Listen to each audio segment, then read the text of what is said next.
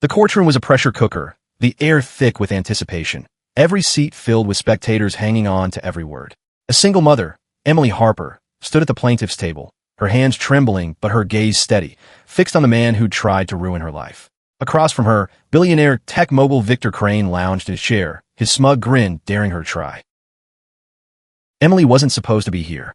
A year ago, she was just a barista in San Francisco, scraping by to provide for her 6-year-old son, Noah. Her life was small, but hers, until Victor Crane's empire, Crane Tech, decided her neighborhood was the perfect spot for a gleaming new headquarters. The evictions came fast, her apartment building among them. Most tenants took the meager buyout and left. Emily didn't. She couldn't. That crumbling building was the only home Noah had ever known, the only place she could afford. But it wasn't just about the apartment. It was about the secret she'd uncovered, one that could bring Crane to his knees. It started with a letter slipped under her door, anonymous and scrawled in haste. Crane Tech is hiding something. Check the permits. Emily, curious and desperate, dug deeper. Late nights at the library, public records, and whispered conversations with a whistleblower revealed Crane Tech's corruption. Bribes to city officials, falsified environmental reports, and a trail of displaced families left in ruin. Emily, a nobody with nothing but grit, decided to fight. She filed a class action lawsuit, representing her neighbors, her son, and herself. The odds were impossible, but Emily Harper wasn't one to back down. Across town, in a dimly lit bar, James Sullivan nursed a whiskey, his mind far from the chatter around him. A former investigative journalist turned private investigator, James had seen his share of corruption. His career had tanked after he got too close to a story about Crane Tech's shady dealings 2 years ago. Threats, lawsuits, and a ruined reputation left him cynical, working small-time cases to pay the bills. But when Emily tracked him down, her fire reignited something in him. She wasn't just fighting for herself. She was fighting for everyone Crane had crushed. James agreed to help, digging into Crane's finances and connections, uncovering a web of lies that reached the highest levels of power. Their partnership wasn't easy. Emily was stubborn, used to doing everything alone. James was guarded, haunted by his past failures. But as they pored over documents in her tiny apartment, Noah asleep on the couch, something shifted. Late-night talks turned personal. Emily shared her fears of failing her son. James admitted he'd lost faith in justice. One night, as rain tapped the windows, their hands brushed while reaching for the same file. Neither pulled away. It was a small moment, but it felt like a lifeline in the chaos. The closer they got to the truth, the uglier it got. Crane's team played dirty, intimidating witnesses, hacking Emily's email, even slashing her tires. One evening, a brick sailed through her window with a note. Drop the case, or Noah pays. Emily's heart stopped, but she didn't waver. She sent Noah to stay with her sister in Oakland and doubled down. James, meanwhile, found a smoking gun, a recorded conversation between Crane and a city council member, admitting to the bribes. It was enough to push the case to trial, but it painted a target on both their backs. As the trial loomed, Emily and James grew closer. One night, after a long day of prep, they walked along the beach, the city's lights twinkling in the distance. James stopped, turning to her. "You're the bravest person I've ever met," he said, his voice soft but sure. Emily laughed, brushing off the compliment, but her eyes lingered on his. In that moment, with the ocean whispering behind them, they kissed, a quiet promise amid the storm. It wasn't just attraction, it was trust, something neither had felt in years. The first day of trial was brutal. Crane's lawyers painted Emily as a desperate opportunist, a single mom out for a payday. They twisted her past, digging up her struggles with debt and a brief stint in foster care as a teen. Emily sat tall, her jaw set, but inside, she was crumbling. James squeezed her hand under the table, his steady presence grounding her. That night, alone in her apartment, she cried. Not for herself, but for Noah, who deserved a world where truth mattered. By the end of the first week, the courtroom was a battlefield. Crane's team threw everything at her. Character attacks, legal maneuvers, even a surprise witness claiming Emily had fabricated evidence. But Emily had something they didn't. James's evidence and her own unyielding spirit. As she prepared for her testimony, she knew this was her chance to speak the truth, not just for herself, but for everyone Crane had hurt. The weight of it was crushing, but she wasn't alone anymore. The courtroom buzzed with tension as Emily took the stand. Her hands gripped the edge of the witness box, knuckles white, but her voice was steady. She wasn't just testifying. She was laying bare a truth that could topple an empire. Emily recounted the evictions, the families forced out, the lies Crane Tech fed the city to secure permits. She spoke of the whistleblower, a nervous intern who'd risked everything to leak the truth. Her words were raw, each one carrying the weight of her neighbor's stories. Families like the Garcias, who lost their home of 20 years, or old Mr. Thompson, who died alone after being relocated to a cheap motel. The jury leaned forward, hanging on her every word. Even the judge, a stern woman with a reputation for impartiality, seemed moved. Crane's lawyers pounced, trying to trip her up. They grilled her on her finances, her lack of legal experience, even her decision to raise Noah alone. "Isn't this just a personal vendetta?" one sneered. Emily's eyes flashed. "This is about justice," she said, her voice cutting through the room. "For my son, for my neighbors, for everyone you've stepped on." The gallery erupted in murmurs, and the judge banged her gavel. Behind the scenes, James was relentless. He tracked down the whistleblower, now hiding in a run-down motel, terrified of Crane's reach. The intern, a young man named Sam, handed over a USB drive with more recordings, conversations proving Crane had personally orchestrated the bribes. James spent sleepless nights cross-referencing bank records, connecting dots between Crane shell companies and city officials. Every lead was a risk, but he couldn't let Emily down. Not now, not when she was betting everything on this fight. Their late-night meetings grew more intense, not just with work, but with emotion. One evening, as they sat on Emily's worn-out couch, James opened up about his past. He'd been engaged once, to a man named Michael, but the stress of his career and Crane's threats had torn them apart. "I lost him because I didn't fight hard enough," James said, his voice breaking. Emily reached for his hand. "You're fighting now," she whispered. Their eyes met, and for a moment, the world outside, the threats, the trial, the fear, faded away. They kissed again, deeper this time, a shared defiance against the odds. But Crane wasn't done. The next morning, Emily found her car spray-painted with slurs, a crude attempt to rattle her. Worse, a tabloid ran a hit piece, outing James as gay and spinning it as a scandal to discredit their case. The article dug into his past, twisting his relationship with Michael into a sordid affair. Emily was furious, but James just shrugged. "Let them talk," he said. "They're scared because we're close." His calm steadied her, but she saw the hurt in his eyes. She vowed to fight harder, for him too. In court, the tide began to turn. James's evidence was admitted, despite Crane's team screaming about chain of custody. The recordings played, a damning symphony of Crane's arrogance, laughing as he described greasing palms to get his way. The jury's faces hardened. Emily followed with testimony about the human cost, Noah's nightmares after the brick incident, the elderly couple who lost their savings relocating, the community torn apart. Her voice broke as she spoke of her son, but she didn't stop. "This isn't just about money," she said. "It's about who gets to decide what our lives are worth." Outside the courtroom, the city was watching. Protesters gathered, holding signs demanding justice. Social media buzzed with "Take Down Crane," fueled by leaks James had strategically fed to local bloggers. But the attention came with danger. One night, as Emily and James left the courthouse, a black SUV trailed them. James noticed first, pulling her into a crowded diner. "We're in deep," he said, his hand on hers. "But we're not quitting." Emily nodded, her heart racing but resolute. By the end of the second week, Crane's facade was cracking. His lawyers scrambled, their attacks growing desperate. They tried to settle, offering Emily $1 million to drop the case. She laughed in their faces. "This isn't about me," she said. "It's about all of us." James watched her, pride swelling in his chest. He'd spent years running from fights like this, but Emily made him believe in something bigger. As they left the courthouse that night, he pulled her close. "Whatever happens," he said, "I'm with you." She smiled, her first real smile in weeks, and kissed him under the streetlights. The trial's third week was a pressure point. Emily felt the weight of every eye in the courtroom, from the jury's searching gazes to Crane's cold stare. She wasn't just fighting for her neighborhood anymore. She was fighting for the truth itself, and the cost was mounting.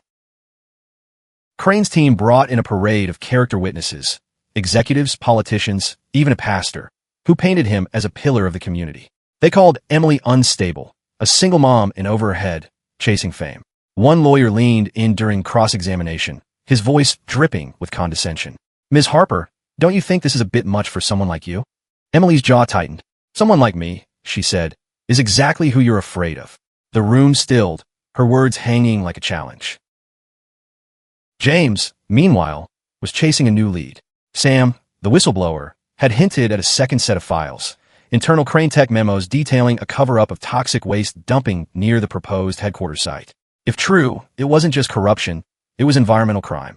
James tracked down a former Crane Tech engineer, a nervous woman named Clara, who confirmed the memos existed but were locked in a secure server. Breaking in was impossible without help. Clara, terrified but guilty, agreed to smuggle a copy, but only if James could guarantee her safety. He couldn't, but he promised to try. The risks were escalating. One night, Emily got a call from her sister. Someone had followed Noah home from school. Emily's heart plummeted. She rushed to Oakland, holding her son tight as he sobbed, confused and scared. "Why do they hate us, Mommy?" he asked. She had no answer, only resolve. Back in San Francisco, she and James devised a plan to keep Noah safe, hiring a private security firm with money from a crowdfunding campaign supporters had started. The community was rallying, but so was Crane's machine. In a stolen moment, Emily and James found refuge on a rooftop overlooking the city. The skyline glittered, but the weight of the fight pressed down. James confessed his fear, not of losing, but of losing her. "You and Noah," he said, his voice low. "You're the first thing in years that feels like home." Emily's eyes welled up. She'd spent so long being strong for Noah. She'd forgotten what it felt like to lean on someone. They kissed, the city sprawling beneath them, a silent vow to keep going. In court, the memos became the turning point. Clara's courage paid off. She delivered the files, and James's team authenticated them. The documents detailed Crane Tech's knowledge of the toxic dumping and their plan to bury it. Emily presented them, her voice steady as she described the health risks to her community: cancer clusters, contaminated water, children like Noah at risk. The jury gasped. Even Crane's lawyers faltered. The billionaire himself took the stand, his charm crumbling under cross-examination. He deflected, lied, but the evidence was ironclad. Emily watched his empire unravel, one truth at a time.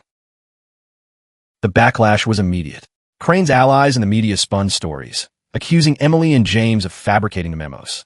Protesters clashed outside the courthouse, some paid by Crane to stir chaos.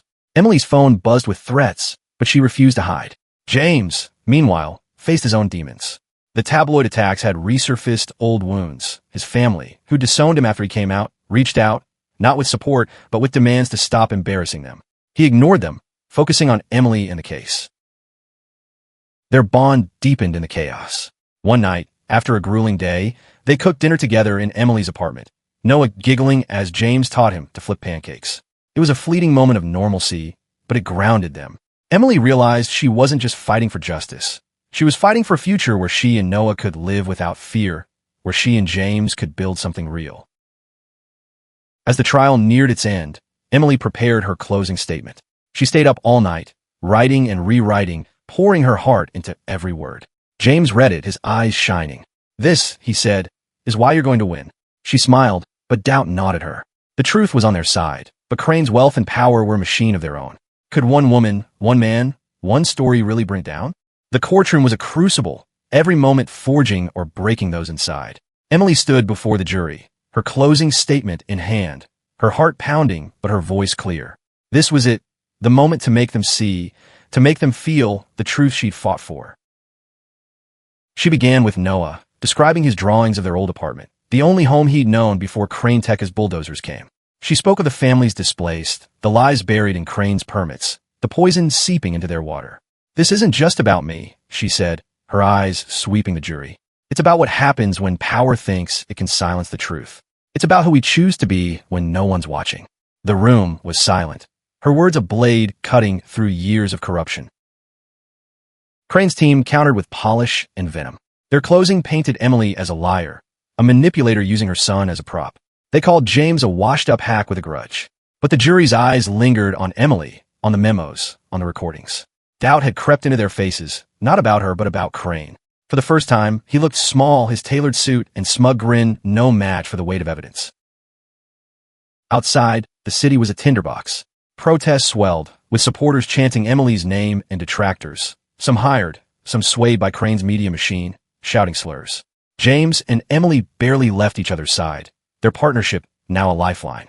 One night, as they hid in a safe house after a threatening call, James took her hand. "I've never believed in anyone the way I believe in you," he said. Emily's throat tightened. She'd spent years alone, raising Noah, fighting battles no one saw. Now, with James, she felt seen. Their kiss was fierce, a defiance of the fear closing in. The wait for the verdict was agony. Days dragged, the jury deliberating as Emily and James holed up in her apartment, trying to keep Noah's spirits high. They played board games, laughed, but the tension was palpable. James got a call from Clara, the engineer. She'd been fired, her life upended, but she didn't regret helping. "You gave me a chance to do what's right," she said. James hung up, his resolve hardened. He and Emily weren't just fighting for themselves. They were carrying the hopes of everyone Crane had hurt. When the verdict came, the courtroom was packed. Emily's heart thudded as the foreman stood. "We find the defendant, Victor Crane, and Crane Tech, liable for all charges." The room erupted, gasps, cheers, cries. Emily froze, tears streaming down her face. James pulled her into his arms, his own eyes wet. They'd done it. The jury awarded damages to the displaced families, enough to rebuild their lives, and ordered Crane Tech to clean up the toxic site. Crane's face was ashen, his empire crumbling under the weight of truth. But victory wasn't clean. Crane's lawyers vowed to appeal, and his allies in the press spun the loss as a miscarriage of justice. Emily and James knew the fight wasn't over. That night, they sat on the beach, the same one where they'd first kissed. Noah played in the sand, laughing as waves chased him. James took Emily's hand. "We're not done," he said, "but we're together." She nodded, leaning into him, the ocean stretching endless before them. The aftermath was messy. Crane's appeals dragged on, but the public tide had turned. Take Down Crane trended for weeks, and investigations into Crane Tech's other projects began. Emily became a reluctant hero, her face on newsstands, her story inspiring others to speak out. She hated the spotlight, but used it to advocate for tenant rights, her voice growing stronger. James, too, found purpose, rebuilding his career as an advocate for whistleblowers. Their relationship deepened, rooted in shared scars and hope. They moved in together, a small house in Oakland near Noah's school. It wasn't perfect, money was tight, threats lingered, but it was theirs. Emily looked at James one morning, Noah asleep between them, and felt something she hadn't in years: peace. The dust settled, but the echoes of the trial lingered. Emily Harper, once just a name on a lease, was now a symbol of defiance, her story rippling across San Francisco and beyond. Yet for her, the victory wasn't in headlines. It was in the quiet moments, the ones that mattered most. The settlement money began to flow, not just to Emily, but to every family displaced by Crane Tech. The Garcias bought a new home. Mr. Thompson's daughter opened a community center in his name. The toxic site was cordoned off, cleanup crews moving in under court order. Victor Crane's appeals faltered, each one weaker than the last. His stock plummeted, his board turned on him, and federal investigators circled, sniffing out more crimes. The billionaire who'd once seemed untouchable was now a pariah, his name synonymous with greed. Emily struggled with the attention. Reporters camped outside her new home, and strangers stopped her in the grocery store, calling her a hero. She didn't feel like one. She felt like a mom who'd done what she had for her son. Noah, now 7, was thriving, his nightmares fading. He'd started drawing again, pictures of their new house, of James teaching him to ride a bike. Emily framed every one, a reminder of what she'd fought for. James, too, was rebuilding.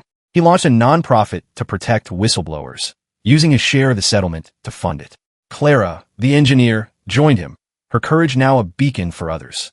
James's family remained distant, but he'd found a new one in Emily and Noah. One evening, as they cooked dinner, Noah called him Dad by accident.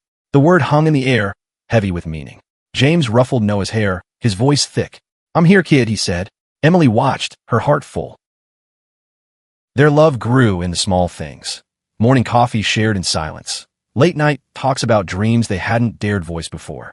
They faced challenges together. Crane's lingering threats, the strain of public scrutiny, the fear of what came next. But they faced them as a team.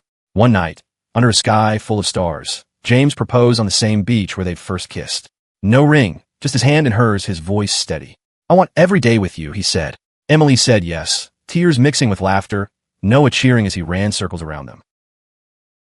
The final court hearing was anticlimactic, a formality to dismiss Crane's last appeal. Emily didn't attend. She was at Noah's school play, clapping as he took a bow. James sat beside her, their hands clasped, the weight of the past lifting. They'd won, not just in court, but in life. The truth Emily spoke that day in court, the raw, unyielding truth about power, greed, and resilience, had left everyone speechless, but it was her life now that spoke loudest. Years later, Emily and James stood before a crowd at the community center's opening. Noah, taller now, held their hands. Emily spoke, her voice steady as ever. "This fight was never just mine," she said. It was ours, every one of us who believes truth matters more than money. The crowd cheered, but her eyes were on James and Noah, her world in two people. The story of a single mom who took down a billionaire became legend. But for Emily, it was simpler. It was about love for her son, for James, for a community that refused to break. As they walked home that night, Noah swinging between them, Emily knew the truth she'd spoken wasn't just in words. It was in every step they took together, every dream they dared to chase, every moment they chose to live unafraid.